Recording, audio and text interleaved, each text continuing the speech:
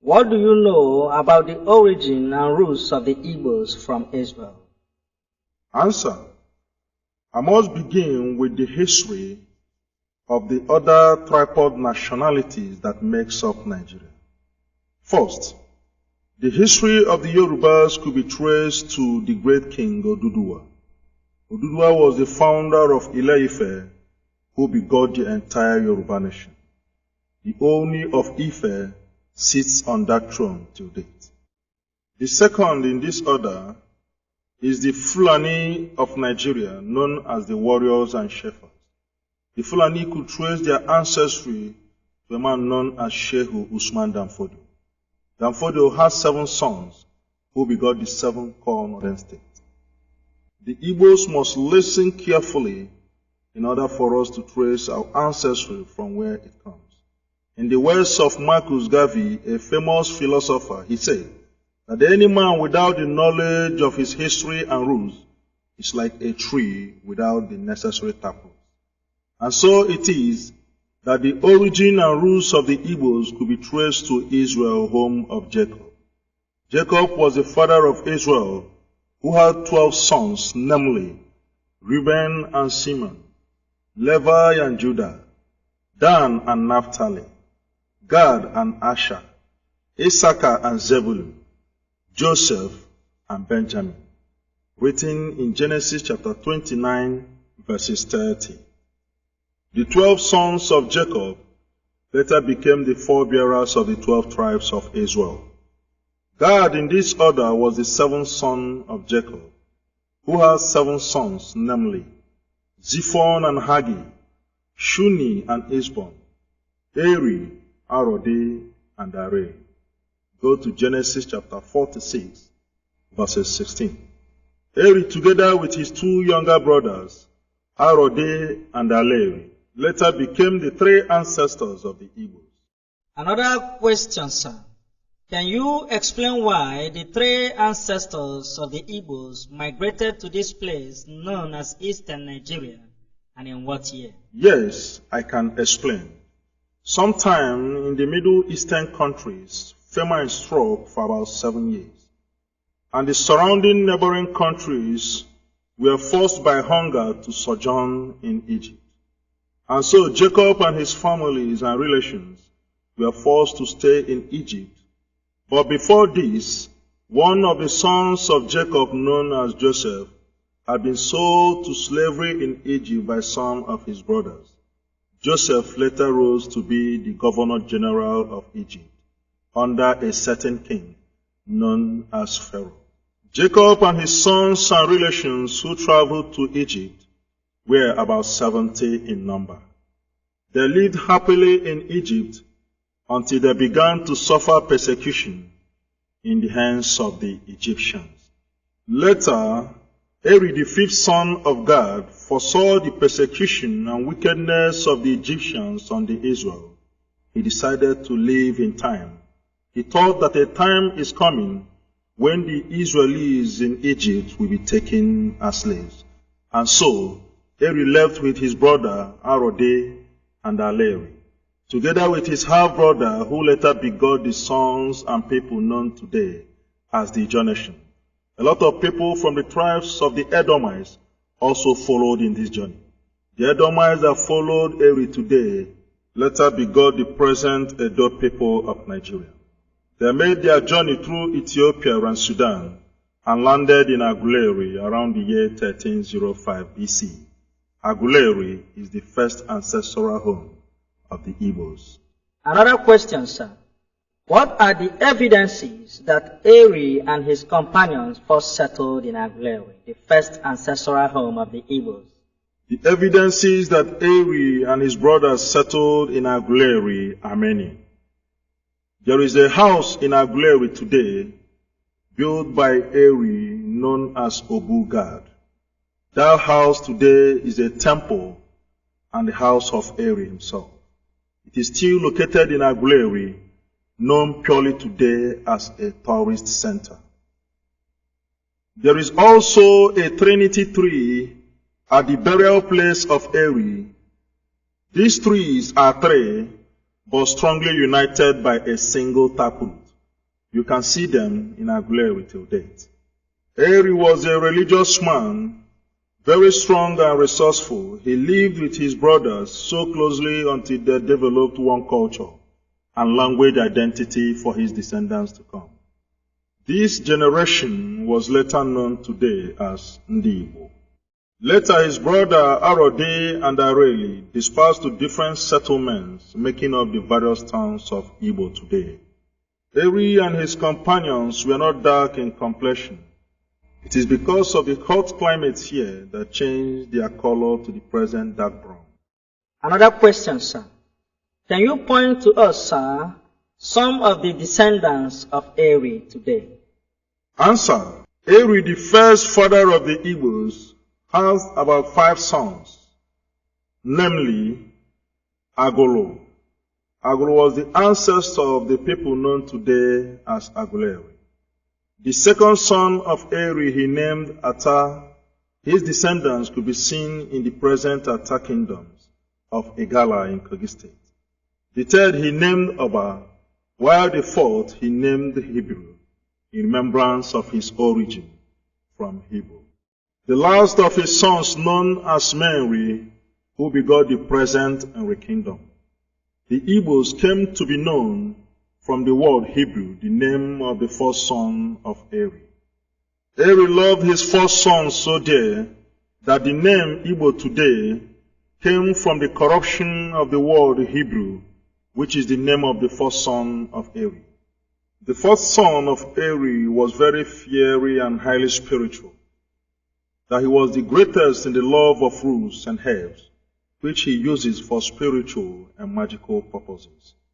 His descendants today include Igbo Etiti, Igbo Adagbe, Igbo Eze, etc., what you can know today commonly as the Nsukka people of Nigeria. They fell into the states of Anambra and Enugu under state creation. Till date, the people of Nsukka are hugely feared because of their knowledge of roots and herbs for religious and spiritual purposes. Other descendants of Eri in the present Igbos include Nsukka, Enugu, Oka, Onisha and Nnewi, Ila, Abo, Wale, Ogwashukwu, Ibuzo, Asaba, Eziagu, Neni, Adazi, Oko, Oreri, Nri, Mpo, Okija, Nando, Nnokwa, Achara. They later made up what you know in the Anambra state of old up to Delta, Kogi, and Enugu. It should be of note that some people of Ibagwa of Nsukka may have had their way through where you know today as Nkano, especially in Nike. That is the reason today the Nkano people sees the Nike as the eldest, known as Ndiji. Till date, in every gathering of the Nkano people, the tradition of kola breaking must be presented to a Nike man. Another question, sir. How old was Eri when he died? And how do the Igbos remember Eri till date? Eri, the first ancestor of the Igbos, died at the age of 140 years. He was buried at Obugad in Aguleri. Obugad could be located till date, that it serves as a tourist place for the Israelites. The native people of Aguleri remember their grandfather Eri so dear. They perform annually a traditional feast in remembrance of the return of Eri. The Igbos, while describing a very long time ago, used to say Mberi or Erimbe, meaning long time ago. Aguleri is the ancient Edo kingdom, narrated in some of our Igbo folk tales of old. Another question, sir. How true is it that Eri was a man of wealth and means? Answer. Eri was wealthy and resourceful, almost like his great-grandfather Abraham. The wealthiness of Eri could be seen today in his descendants, that the Anambra people of Nigeria was home to the wealthiest citizens in Nigeria and beyond. Sir Louis Odumegwu Ojukwu was the first African to be a millionaire. Another question, sir. Can you also tell us something about Arode, the younger brother to Eri, and where can we locate his descendants? Answer. Arode was the immediate younger brother to Eri, as recorded in Genesis chapter 46, verses 16. Having lived together with his brothers, later dispersed to begot the present Arochukwu kingdom. Arode was as industrious as ever and naturally blessed with the gifts of arts and craft. This could be shown in some of his descendants, the Abangwa people of Aba, that they were the first industrialized developed part of Nigeria and known till date as the Japan of Nigeria. The Arochukwu was famous for commerce and trading and hugely linked to the slave trade. His descendants include Nembe, Ngwa, Abakiliki, Ogoni, Afikpo, Aro Ekotepene of Akwa Ibom, Aro Echie in Rivers State, Aro Ndizogwe in Imo State. The people of Arochukwu could be seen virtually beyond Nigeria due largely to slave trade. They had their people around America and Europe, most especially places like Cuba, where you have the Ogologal or annual festival of Cuba. Another question, sir. What can you tell us about the last son of God known as Areli? Answer. Areli was the last son of God and one of the ancestors of the Igbos. Go to Genesis chapter 46, verses 16. He was known to be the wisest of all. He was a man of natural wisdom and preservation. The native tongue of his descendants is today accepted academically as the central Igbo language.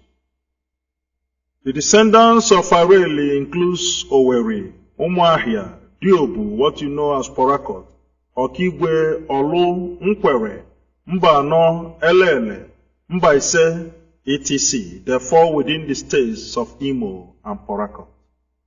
The wisdom of Areli was demonstrated and seen in one of his descendants known as Olauda Ekwano, who was a victim of slave trade to Britain. He was the first slave in history ever to buy his freedom with his money at the age of his early 20s. Olauda Ekwano hails from Ekwano in the present Umuahia. He was the founder of the first British black political movement. He fought for the liberation of the slaves everywhere around Europe, that he liberated the slaves in Britain and settled them in the present Sierra Leone. He gave them a capital known as Freetown. His other name could be known as Gustavus Vassa. Another question, sir. Who was the first man in history ever to write in his book that the Igbos were descendants of Israel? Answer. The first man in history ever to write that the Igbos are descendants of Israel, his name is known as Olauda Ekwano, otherwise known as Gustavus Vassa. He was a slave in Britain who later liberated other slaves and settled them in Sierra Leone. He founded the capital known as Freetown. Olauda wrote about his slave experiences in his book and autobiography known as The Interesting Narratives of Olauda Ekwano, written around 1789. He traced his origin to Ekwano somewhere in Africa. The said Ekwano is located in Umuahia till date. He was the first man in history ever to write in his first chapter of his book since the 17th century that the Igbos are descendants of Israel. Gustavus Vassa, otherwise known as Olauda Ekwano, was sold at the age of 11 years And he was the first slave in Britain ever to buy his freedom with his money at a cost of £40. Another question. What form of leadership system do the Igbos practice in the olden days? Answer. Just like the Israel of old, they were ruled by elders and priests. They have no king in the olden days until God appointed Saul, who was the first king over Israel prior to David. And so it is that in the olden days, the Igbos were ruled by elders and priests and council of the people. Today one can observe that since the settlement of the first Igbo ancestors, the Igbos were ruled not by kings, but by titled men and elders and the priests of various oracles. Remember, the oracle in the olden days is a means the Igbos used to pray and consult the Almighty God, known as Chukwu Obiama. This could be observed in things fall apart. The Israelites too, in this vein, were also formerly ruled by elders and the prophets.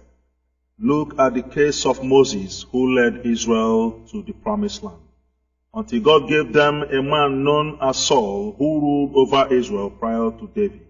In this way, the Igbos were ruled by eminent kings known as Eze. For example, Eze E. Chukwuemeka Eri, the man who rules over Aguleri till date. Eze Obidie Bonyaso, the man who rules over Nri. Obi of Onisha, Ata of Igala, Jajar of Opobo, Eze Oyamaneke of Udi, Eze Wiboko of Afikpo, Chief Joseph Wobodo, who ruled over the towns of Akbugo and their younger brother community, Abani, located in Nkanu today. It should be noted here that Ezoyamaneke of Udi was the famous absolute king who ruled over Wawa kingdoms up to Afikpo and Abakaliki. He founded the Wawa capital, otherwise known as Enugu, and the mines in Udi was named after him. One of his sons, known as Justice Dadi Charles Oyama, later became the first Nigerian to be appointed a judge in the International Court of Justice, Netherlands. The next question. What little knowledge can you dish out to us about King Jaja of Opobo? Answer. King Jaja of Opobo was a slave boy from Igbo in the present Imo State. He was sold to slavery at the age of 12 years, around the year 1821. He died in 1891. He was the founder of Opobo Kingdom and the first African to export palm oil to Liverpool, England. His native village was Umuduroha in Amaibo. He fought against the colonial rule and thus was killed in the process in the year 1891. Another question, sir. How peaceful was our native society, the Igbos, prior to the arrival of the European powers around the 14th to the 19th century? And how were we affected adversely by the slave trade? Answer. The Igbos existed peacefully until the coming of the Europeans around the 16th to the 19th century. The Europeans changed the course of everything, ranging from politics to slavery to a new religion. And so it was that the slavery which occurred in Nigeria around the 15th to the 19th century claimed more than 1.7 million Igbo Jews, ranging from Calabar slave depot to the place we know today as Badagry. Slaves from many tribes in Nigeria were sold to the waiting hands of the Portuguese slave merchants, who export them to Europe and America. An unsuspecting innocent victim was taken forcefully against his will and shipped to either Calabar or Badagry, the land of no return, wherein the journey begins heading to western destinations. The slaves of Igbo origin were the hottest in demand anywhere in Nigeria, especially Calabar and Badagry, that the Europeans have to ascertain the nativity of his would-be victim with a question to the local merchants, Oyibo, Oyibo, meaning, is he, she, a slave of Igbo origin? They quickly pay in high price for the Igbo slaves, and in this way, the traders came to be referring to the white men as Oyibo people. because of that very question at Badagry and Calabar slave depot. All over Africa, the white men came to be known today as Oyibo, while the Igbos called them Ndi Oyibo. Another question, sir. Can you point to one or two families or nations in the world where the Igbos were sold as slaves? Answer. The Igbos were virtually sold to all the nations of Europe and America as slaves because of their brilliance and strength. This high crave and demand for slaves of Igbo origin might have been how the grandfathers of Martin Luther Jr., Michael Jackson, and Winfrey Oprah were sold to America as slaves. Also, the people of Haiti, home to Wyclef Jean, could also trace their roots through the slave trade to the Igbo extraction. They had the same culture and tradition with the Igbos that they attend to their visitors first with kola nut and prayers, just like the Igbos do till date. The woman you know in America as Oprah Winfrey is the richest black woman on earth, believed to have hailed from Liberia. Remember, Liberians were made up of hoodlum slaves deported from America into a place known as Liberated Area, otherwise called Liberia today. The name Oprah, as pronounced by Americans today after the woman known as Winfrey Oprah, is also a name among the Igbos pronounced Opara or Opara, meaning the first son of a family. Remember, Winfrey Oprah is the world's richest black woman.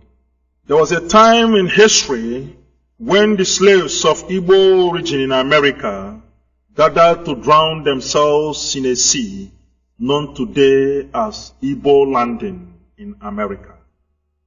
Another question, sir. How has the coming of European powers affected Nigeria as a nation? Answer. The coming to Nigeria of the Portuguese slave masters has altered a lot of things for our dear country Nigeria. For example, Nigeria's largest city known as Lagos was formerly called as Eko, but was named Lagos in the year 1472 by Ruiz de Sequeira, a Portuguese slave merchant. Lagos is also the name of the oldest slave city in the world, known as Lagos City of Portugal, which have existed more than 2,000 years. Our own Lagos was adopted by the British colonial government in the year 1914 as our capital city, marking the amalgamation of Nigeria. Lagos, otherwise known as Center of Excellence, has since existed as the capital of Nigeria until 1991, when our loving and able President, General Ibrahim Badamasi Babangida, moved the capital from Lagos to Abuja. The colonial powers ushered in a new government with all intent and purposes to exploit Africa. Remember, the Europeans divided Africans among themselves in the Berlin Conference of 1885. In this conference, West Africa as a whole was handed over and given to Britain as our own share and property in the world. Our dear country Nigeria falls under this piece of cake for British exploit till date. This attitude gave birth to what you know as colonialization. Another question. Who was the lady that gave the name Nigeria, and what did she have in mind when she pronounced Nigeria to his boyfriend, Lord Lugard? Answer. The name Nigeria was believed to have been named to her by the girlfriend of Lord Lugard, known as Flora Shaw. The Nigerian people till date erroneously holds the belief that the name was gotten from the Niger River, but it is false. Actually, nigger as a word was used by Flora Shaw upon her visit to Lord Lugard, the Governor General of Nigeria. I must bring to you that nigger is an European way of showing disgust or ridicule to blacks, which to them could otherwise mean monkey or blacks. And so it was that around 1960 to 1963, our eminent fathers, such as Dr. Nnamdi Azikiwe, Obafemi Awolowo, Tafa Balewa, and a host of others, stood their ground and fought for the independence of our dear country, Nigeria. Again, sir, as a historian, how do you think Nigeria's independence then affected the Igbo people, otherwise known as Jews? Answer. The independence of Nigeria, which was later followed by a lot of crises, had affected the Igbos adversely. There was crisis between the political and military ranks. This ushered in a military coup led by Major Kaduna Chukwuma Zogu. This blood-sucking coup later led to the emergence of a counter-coup led by the northern military ranks against Ironsi and the Igbos. Gowon later emerged as the nation's new military leader, and under his own clear eyes there was pogrom against the Igbos, which cost more than 45,000 lives. This ill-fated crisis led to a revolt and misunderstanding between the then federal government leader Gowon and the leader of the eastern region known as Odumegwu Chukwu, and so the war ensued. The Nigerian Civil War, otherwise known as the Biafran War, led to the loss of life of the Igbos in a number of 2, if not 3 million Igbos, mostly women and children who died from starvation and hunger. I must say that the defeat of the Biafrans is an European way of total defeat against the Africans. This could be seen in the publication of a British journalist by name Richard West, who once said, after looking at the Biafran spirit of the war, that the defeat of the Biafrans is inevitably the defeat to the Africans' independence by the Europeans. Another question. What do you know about the origin of the name Biafra? Answer. The name Biafra was traced to a Portuguese early explorer who had come around the rivers of Ogoni known as Bight of Biafra. His name is Joao de Biafra. The word Biafra was first pronounced by Chief Frank Opubo. He hails from Ijo. Odumegwu Ojukwu later adopted that name after his new nation between 1967 to 1970. Going back to Israel again, sir, what can you say about the life of the Igbos and the Jews? Answer. The Jews, otherwise known as Israel, have a lot of things in common with the Igbos. Till date, the name Ada is a name among the women of Israel. It is also a name among the Igbo people till date. Ada is recorded in Genesis chapter 4, verses 19 to 20. The Igbos pronounce Yahweh in every Igbo gathering, especially of elders. Yahweh is pronounced Yah for short. Remember, Yahweh is the name to Jewish God who led the Israel out of Egypt to the promised land. Other examples, if I may say, is the discovery of the star symbol of David by archaeologists in the town of Ibuku. Of course, you know that the star symbol represents Israel. That discovery in Ibuku was later used by the government of Britain upon our penny coins used in 1952. You can also see the royal star symbol of David embedded in every object owned by the Israel, such as the Mercedes-Benz car, which was originally manufactured in Western Germany. Till date, the symbol of the star symbol of David is enclosed in every face of the Mercedes. The Igbos and the Jews have the same culture of carrying home their dead ones, recorded in Genesis chapter 49, verses 29 to 50, even in our Exodus chapter 13. For a careful look about the understanding of the nation of Israel to the Igbos could be seen in one of the publications of a leading newspaper in Israel called Haaretz Magazine, when on 12th October 2005, it declared that the Igbos are Israel through God. An Israeli ambassador to Nigeria has confirmed this. His name, known as Noah Kaz, he said that I am sure the Igbos are descendants of Jews. This report could be seen in our Daily Sun newspaper of March 28, 2004. The early missionaries are aware that the Igbos are descendants of Israel, but they were under strict warning to keep the secret by their leaders from Europe, for fear of losing the Igbos to Judaism, the religion of their forefathers Israel. The second to the last question, sir. As an oracle of history, sir, can you remember the native currency used by the ancient Igbos of old for commerce and trade, and what history can you attach to it? Yes, I can remember. The native money used by the Igbos of old was known as ego ayoro, or what you can know as cowries. Cowries, otherwise known as ego ayoro, was gotten in quantity in a community known as Okpogo.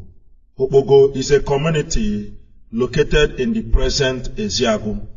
Later, all over Igbos, cowries known as ego ayoro later came to be known as Okpogo till date, after Okpogo community in Eziagu. The last question, sir. Do you think that apart from the slavery of Africans to Europe, that there are no such thing as slavery today? Answer.